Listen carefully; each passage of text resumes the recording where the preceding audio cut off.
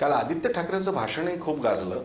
म्हणजे इतर वेळी त्यांनी भाषणं केलेली आहेत तशी, पण शिवाजी पार्कवरती या आत्ताच्या पार्श्वभूमीवर दोन पक्षाचे प्रमुख नेते समोर आलेले आहेत आणि आपल्याला एवढ्या मोठ्या क्राऊड समोर भाषण करायचं आहे आणि मग त्याच्यात सगळी आकडेवारी, मग सगळं बोलण्याचा ओघ, या सगळ्या गोष्टी सगळे टिपत होते, माध्यमं सुद्धा टिपत होती.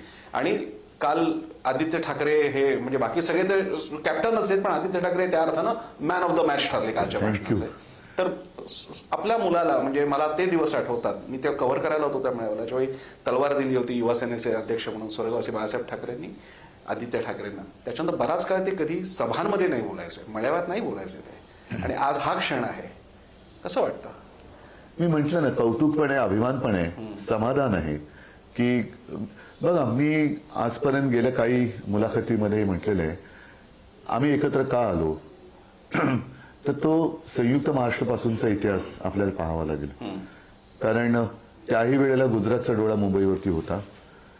जे काही घडलं तो पूर्ण इतिहास काय मी आता सांगत बसत नाही, पण माझे आजोबा तेव्हा अग्रणी होते, पहिल्या पाचामध्ये होते.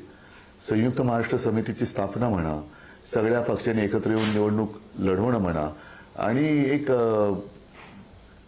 धडाकेबाज नेतृत्व म्हणून माझे आजोबा तेव्हा सगळ्यात पुढे होते. त्याने तीच परंपरा मग माझ्या वडिलांनी पुढे नेली. शिवसेनेची स्थापना केली, शिवसेना प्रमुख झाले, हिंदू हृदय सम्राट झाले. माझे काका हे त्यांच्यासोबत त्यावेळेला मग मार्मिक असेल, इतर सर्वच बाबतीमध्ये त्यांना साथ सोबत देत होते. म्हणजे आजोबा पुढे होते आणि हे दोन भाऊ त्यांच्या मदतीला होते.